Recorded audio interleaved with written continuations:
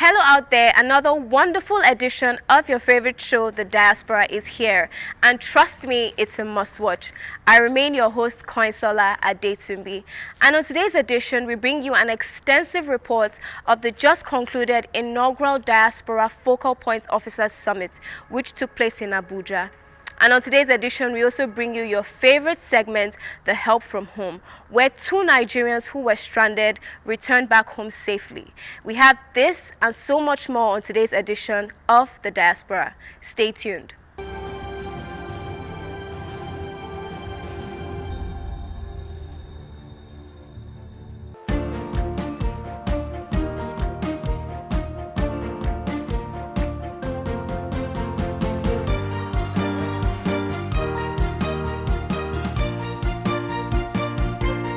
This is a historic event as it is the first time state focal point officers on diaspora affairs are meeting in Nigeria.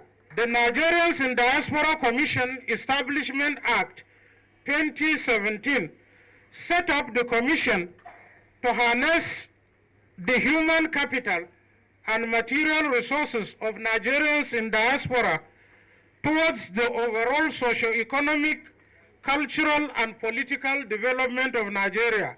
In fulfilling this mandate, it was structurally found out that diaspora engagement programs and projects will be mainly domiciled in the states and local government areas of the country. In these jurisdictions, their excellencies, the state governors, are the sovereign authorities and therefore must be brought on board for successful fulfillment of NIDCOM's mandate. The summit, therefore, is a forum to one, share knowledge on the functions and activities of NIDCOM and how it dovetails into the federating units of Nigeria. Two, a network for harnessing the enormous resources and capabilities of the Nigerians in diaspora for national development. And thirdly, a forum for planning and actualization of the strategies for engagement with the Nigerians in diaspora for national development. The summit will also be a catalyst for state focal point officers to learn to engage with the Nigerians in diaspora with their localities in Nigeria for impact and key into the activities of the Nigerians in Diaspora Commission. It is therefore my singular honor and privilege on behalf of the Honorable Chairman and Chief Executive Officer of NIDCOM, Honorable Abike Dabri Irewa, alias Mama Diaspora, to welcome you most warmly to this inaugural summit. We're here because we have a diaspora commission now, and we have you all from every state of Nigeria. And we're saying that, the issue of diaspora should move away, not just from the national level to the sub-national level to even the local government level.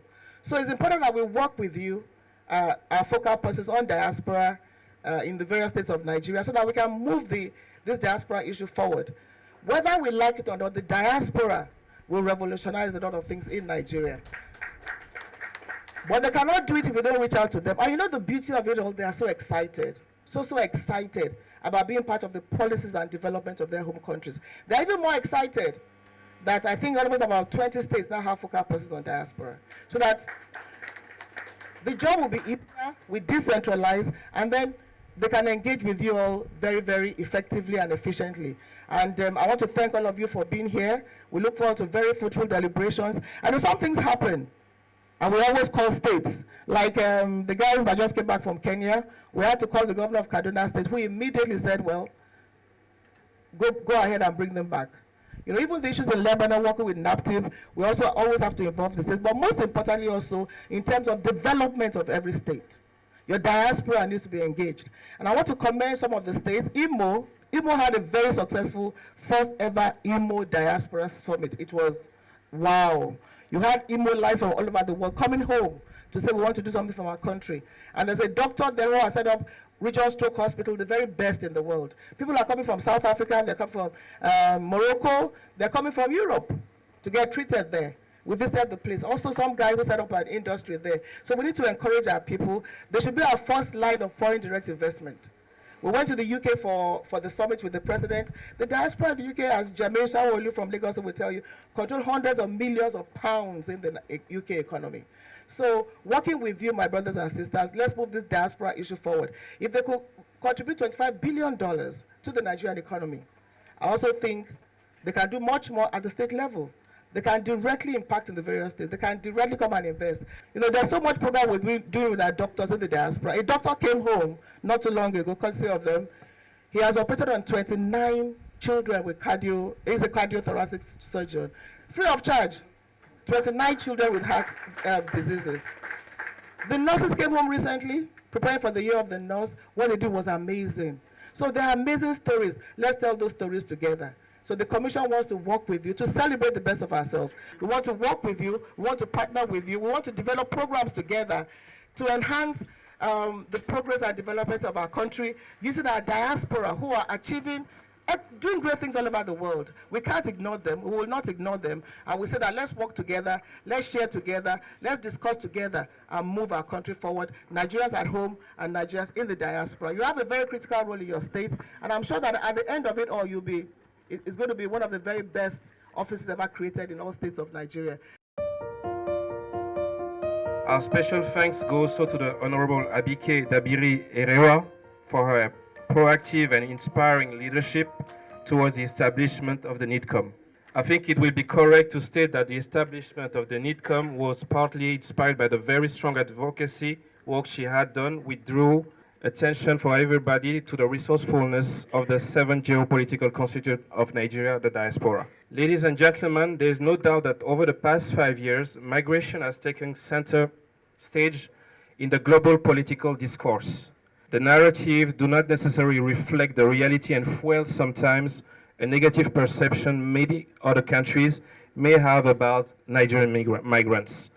Nonetheless, the Nigerian diaspora community is making the country very proud, not just by the remittances back home, but also by the share of the social capital reflected in the quality of the different professionals who constitute this diaspora. Since 2007, ICMPD has been working with government and contributed to formulating many diaspora engagement strategies through dedicated projects.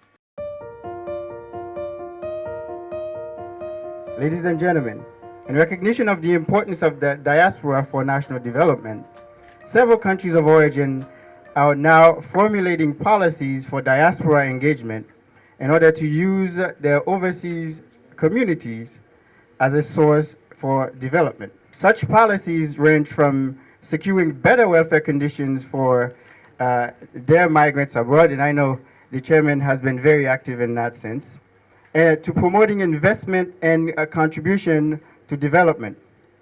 At IOM, we recognize that effective diaspora engagement can be the catalyst for technology transfer, investment, economic development of countries of origin. Diaspora engagement is a process that requires sustained effort, especially to support diaspora investment, entrepreneurship, social remittances, and knowledge transfer. Furthermore, incentive that will attract diaspora and facilitate their ties to the country needs to be strategically of and implemented. It is against this background that IOM, with funding from the European Union, developed the several initiatives to support the government to achieve this mandate.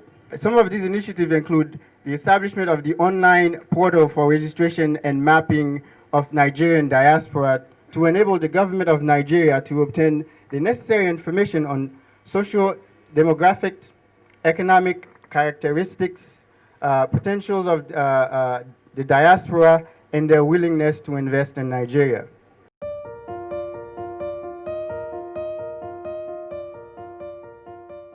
I speak on behalf of the academia in Nigeria, and especially on behalf of the University of Ibadan, being the very first lived up to the expectations about 7 years ago when it established a postgraduate program, first of its kind, in diaspora and transnational on the African continent. And ever since, I would like to bring to our attention, we have been producing postgraduates in diaspora and transnational studies. So we have got experts to serve all the 36 states. And you can always come to the University of Ibadan, and we will recommend master's holders in diaspora and transnational studies. It will still take some years to get them from other universities, if you know what I mean. I'm pleased to also inform you that we'll be producing our first PhD holder in diaspora and transnational studies at the University of Ibadan. But most importantly, I need to let us know that we have been working hand in hand with Honorable Abike Dabiri Erewa to see that diaspora matters all over Nigeria, are well attended. We are also open and willing to work with the states through the focal persons and governors as well.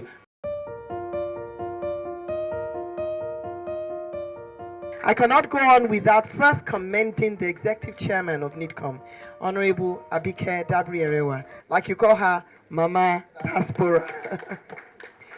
With all great pleasure, I present this goodwill message on the theme, Leveraging Diaspora Resources for National Development, which is timely and important because it indicates the concerted efforts to harness diaspora potentials towards the development of the nation.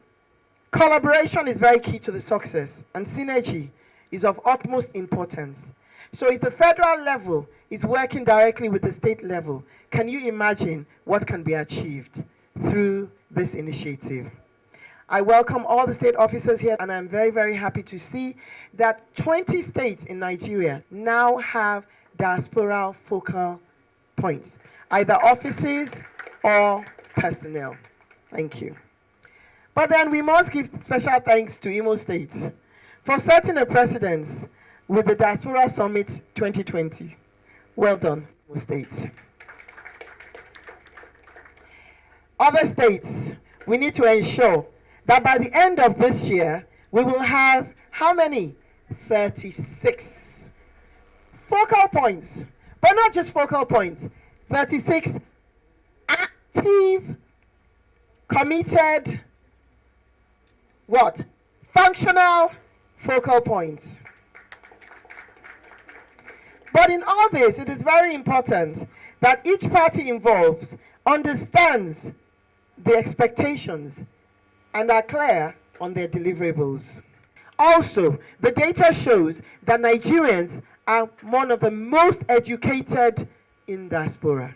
Nigerians in diaspora is very relevant to the nation's economy. And it is apparent that Nigeria's ranking as a top remittance destination should not be left to do what? Be forgotten. It should not be left to be lost in the midst of many other things that we have lost as a nation. This is time for us to all wake up, collaborate, and realize that Nigerians in diaspora are very, very important to Nigeria as a nation.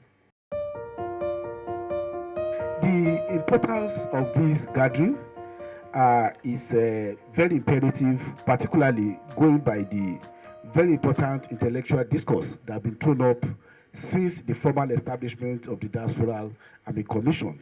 I could remember that even as of last year, we still had an engagement with the people outside the country on the issue of how do we leverage on the diaspora resource for the development of our society. And I think one of the takeaway of that program, which was held at the Villa, was that the human resource development of a country should not be seen only from the perspective of what is contained within the four walls or the territory of that state, but what are the quality of people who have left the source of the country and have acquired more knowledge, exposure, and experience, and that the way to develop is to ensure that these resources are properly monitored, annexed, and translated to meaningful development for our society. So in this regard, I'm very happy that our state government are taking the issue of having proper engagement with diaspora by creating focal, offices for diaspora.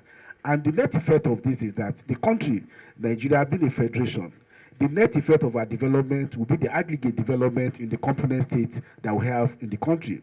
So I charge the focal persons to take this as a very important task beyond which we will be able to see that we harness the important human resource that we have both in Nigeria together working for the development of the country. NIDCOM is a baby organization still very much in its infancy. But the success it has recorded so far belies its age.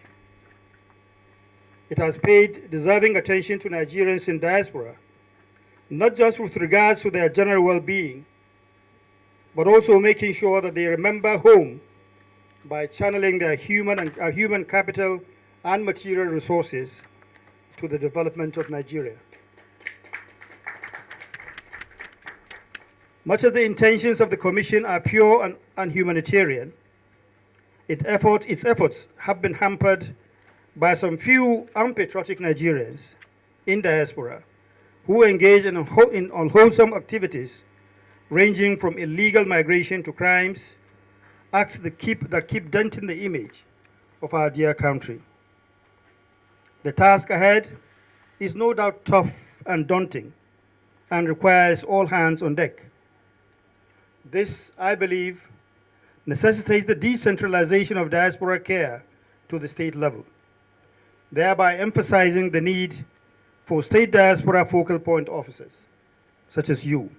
I hereby urge and encourage you all to act in good faith, working at your best like you've always done, to strengthen the weak ends which could constitute a stumbling block to the attainment of our set goals and objectives. Let me seize this opportunity to reassure you of the resolve of the Ministry of Foreign Affairs to work closely with the Commission to contribute to the upliftment of Nigeria and Nigerians. Once more, congratulations to the Nigerians in Diaspora Commission. My interest is how do I get back the neurosurgeons? How do I get back the engineers? How do I get them to come back and let their experience rub off on the kind of things we are doing in Abia?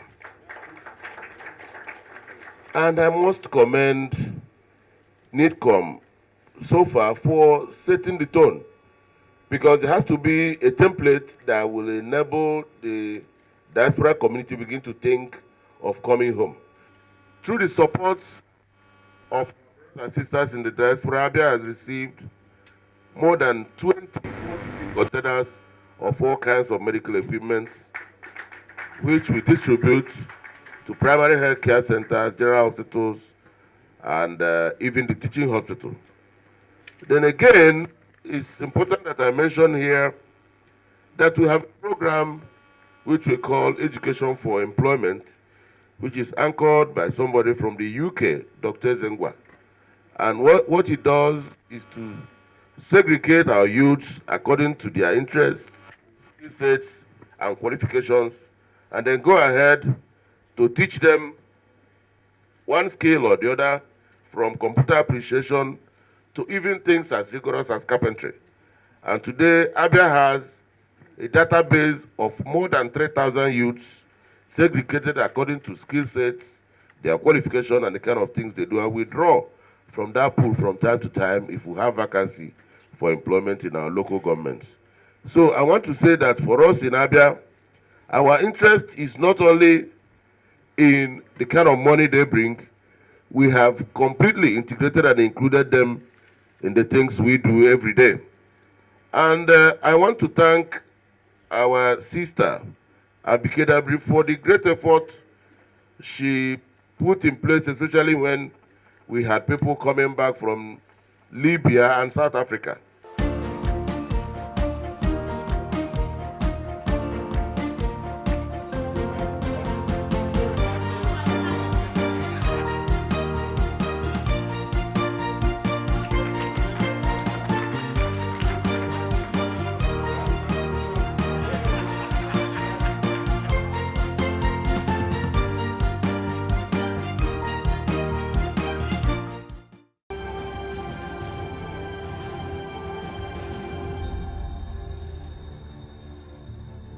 Now, 2 Nigerians who overstayed their visas were released through the helpful efforts of the Nigerians in Diaspora Commission.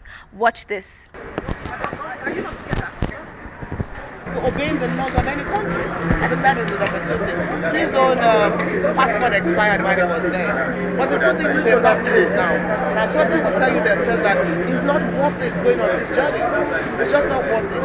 So these are just victims of the fact that they overstayed their visa, they were locked up, NICOM intervened. And I want to thank the governor of Kaduna State, Malam Nasir El-Rufai. He's from Kaduna State. Immediately we told him, we said, do everything to get them back. And of course, you know, the president has instructed that when we can help, we must help Nigerians in distress. But to every Nigerian out there, it's not what this journey, it's not what, you know, even the surveying laws of any country. I went there as a student. I was supposed to take a program in ICS, security management. But then, even when they refused to give me the visa, it was completely impossible for me to come home because I've seen other Nigerians who volunteered themselves and they are taken back to court and sentenced to prison. So that hence, the only alternative I had was to follow through the High Commission and see if they can help me sort it out. What took you to Kenya? Actually, an agent, I paid him to told me there's a job. So when I got there, I found out all was lies. Ha! Not so fast. Look, I'm tired. I want to check out of this country for greener pastures. Just calm down for a moment. Please sit down. Do you have a job where you're going to? No, but someone is arranging, you know... Listen, Alinko. Checking out of this country without proper planning means one thing. Unimaginable begin. You know, I've been in the diaspora, but legitimately doing great things at home and abroad.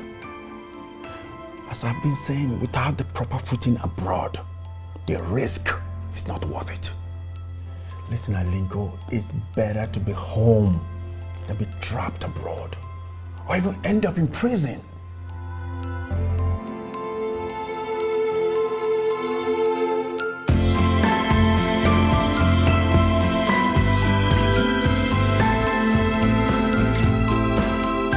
Thanks for being a part of the show. It's been worthwhile. And in case you have anything to share with us, please do not hesitate to do so as we expect feedback on our show. And remember, you can reach us on all our social media platforms. On Facebook at Nigerians in Diaspora Commission, on Twitter at nidcom_gov, on our Instagram page at nidcom_gov, and on our website at www.nidcom.gov.ng. You can also join us on DSTV at NTN Network News on Friday at 10:30 a.m., on NTN International on Tuesday at 6 a.m. and 10:05 p.m., on NTN News 24 on Friday at 2:30 p.m., and on Sunday at 11:30 a.m. I remain your host, Koinsola Adetumbi. See you next time.